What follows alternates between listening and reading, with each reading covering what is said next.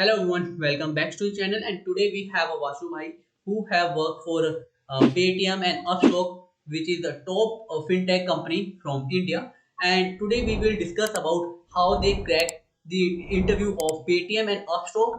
And if you are a beginner or a fresher who wants to join the top startup, or if you are someone who have experience of other industry and want to enter in the IT industry, then how you can join the startup. So let's get started. Welcome Vasu bhai. Could you please just give a brief introduction of yourself? So hello everyone, I am Vasu Segal and currently I am software development engineer in Frontend at Upstox, and I have done my 2 months internship at Paytm, and also I am a content creator at the Geek Monk YouTube channel. So yeah, that's my introduction.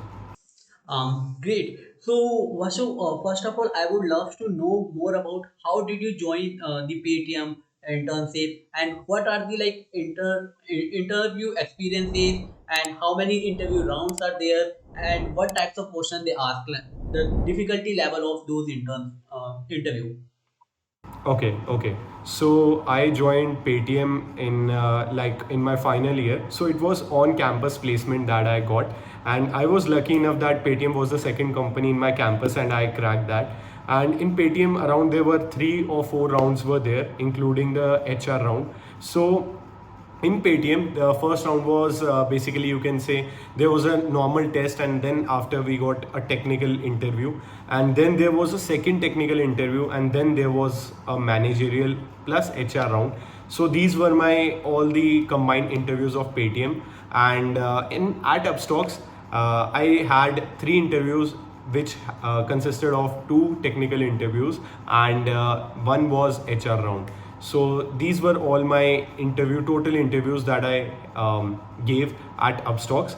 In Paytm, there were like I was asked about mainly about DSA and the development, the projects that I did, as well as some question of you can say system designing and logical thinking were asked in the managerial round, in which I was asked like how to make the Swiggy system. It was a system designing, basically a food ordering app system designing. So it was very Yeah. much new to me and I didn't study it at all, but I just used some basic concepts and defined it correctly. I was making few mistakes, but it was a great round.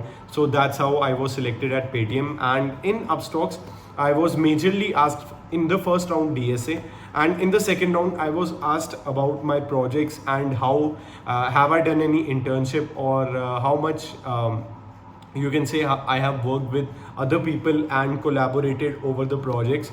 So basically it was mixture of a project round as well as how I behaved in a group, or have I worked on different technologies. So basically both skill and DSA worked in that area, and I was selected at the stocks. Okay, and in this channel we have discussed a lot about how to prepare for a technical round, how to prepare a DSA, how to prepare for a machine coding round, but we haven't discussed about how to prepare for managerial round. So, if possible, do share some tips and tricks how to prepare for those rounds. Okay, so managerial round can consist of different things. It can consist of system design. It can even consist of DSA. It's totally dependent on the manager who takes your interview. If the manager is very much senior level, he would definitely ask you about your projects, what new things you can do in your projects, and basically what are the technologies that you work on, and it can go dive deep into that. So in the front end, he can even ask you like how the 3D libraries work, what how you can work on that, and have you used different libraries in React and other stuff like that. So this is the managerial round. So you have to prepare on the overall basis, and when you get to know who is taking your managerial round, so you must be Yeah. prepared like that. So it can be your behavioral round plus your technical round. So it totally Yeah. depends on the manager. Vashu, few folks in my audience are someone who have 2 years of 5 year of experience working in other field, or they have a core engineering branches in their BTech. So how they can join the IT industry? Okay. So it's very simple. Like you first need to decide like in which field you want to go in, like front end, back end, machine learning, data science, data engineering, data analysis, as well as QA testing, etc., etc. You first need to decide in that field, and then you have to work on that and prepare your skills according to that, and you have to make different projects. So first basic thing is this. Second thing that is required is DSA. So DSA is just a practice. It's like practice of your mind to prepare for that data structure algorithm question, so that you can solve and give different approaches to your manager. So the main thing is that you have to prepare for projects, important real life projects. Like if I want to go into front end development, so I'll make projects of different website in real life. So I can make Amazon clone, but add different functionality to that to make it a better website.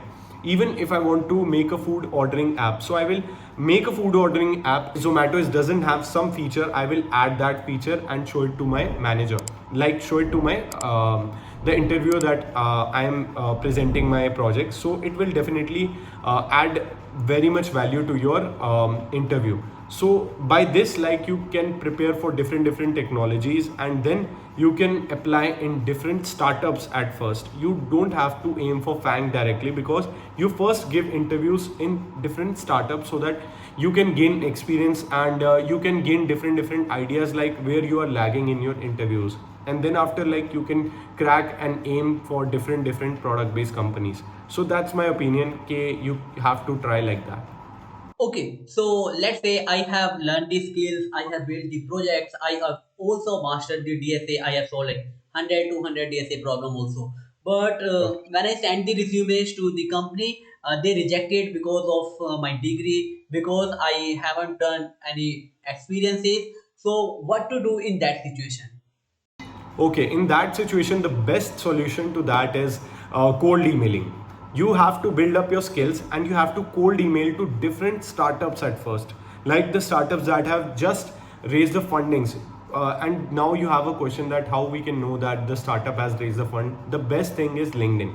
Make a different list of companies and then apply to those companies, and like cold email to the managers as well as HRs and business partners of them, and directly say that you are very much fluent in this technology and you can add value to that company. Please take at least one interview, and by this, like, you can definitely grab attention of the manager as well as HR, and you will definitely get responses by this cold emailing process. As well as one thing that no one knows is that AngelList website, which is now known as well found website. You can apply to those website, and like if there is they are hiring for 1 year experience, you must apply on that. And by applying to 50 companies, you will definitely get 2 or 3 interview calls.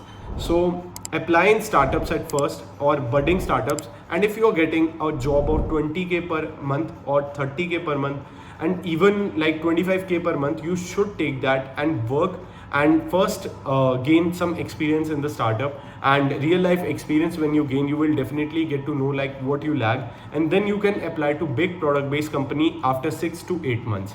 So that's my suggestion, like how you can go into mainstream and get maximum packages. Okay, so the first thing is we should do a cold DM, we should apply through the well found or the angel list. And third thing is we should not care about the income or the salary at the initial stage. We can start with the 30k, 40k, 20k, so that we can start our career. And once you get like 6 month or 8 month of experience, then you can switch to some better package, some better company. But first of all, you have to do is start your career in IT industry. For that, just follow these steps and you are good to go. What you see nowadays, lots of AI related products are releasing every single day, and AI is booming. So, what do you think about will AI take the developer job? Yeah. Okay, so many people will say that AI will not affect the jobs of developers, but in the coming time, the AI will definitely affect the job of freshers only. Like many companies I know, many top product-based companies I know that are integrating AI to their product, so that they can automate some processes. So definitely it will cut few jobs, but if you have good skills, human cannot be replaced at all. So I would suggest like maintain your skills, like do some things that like increase your skills and make different projects. And if you're mastering some skills, then go deep dive into that. And as well as if you are into front end, I would suggest that don't limit yourself to front end, learn back end, become a full stack developer. If you are in the back end technology, learn front end. I would say like working with AI tools is definitely the power that you can attain, and it will definitely help you in your long run and your career. Because like if you are using the AI technology like GitHub Copilot, Chat GPT, etc., etc., there are many different technologies. You will definitely speed up your process, and you will definitely learn very much faster and make different projects very fast as compared to any other normal developer that is not using the AI technology. So AI will be everywhere Exactly. in few years, and if you are used to AI, and if you have that relevant skills that AI don't have, like if you make different projects in AI will definitely give you some wrong answers, but it will, you need to know that it will improve with time. So you must get used to the AI technology, because developers know the bugs in the product Yes. as well as in the project that you are working upon. AI don't know. So you cannot train the AI on very much different set or very large set right now. So you need to grab this opportunity and use the AI products very much, like you can say you can use in your development, and that will help. Everyone needs to know is that your real competition is not the AI, but your real competition is the younger students, because you know that now programming is being taught from the sixth class. So you Yep. have, in the recent times you have seen that 14-year-old is running a machine learning company, and even I have a podcast on my channel that 16-year-old is a MERN developer and earning even more than SD2s by foreign startups. So like you can see that very much like you can see a very much positive change in the society, that there are very much early age budding developers in the society. So that the Yep. real competition is those. And because there is a YouTube revolution and they are learning everything from the YouTube, so you need to skill up and work on that.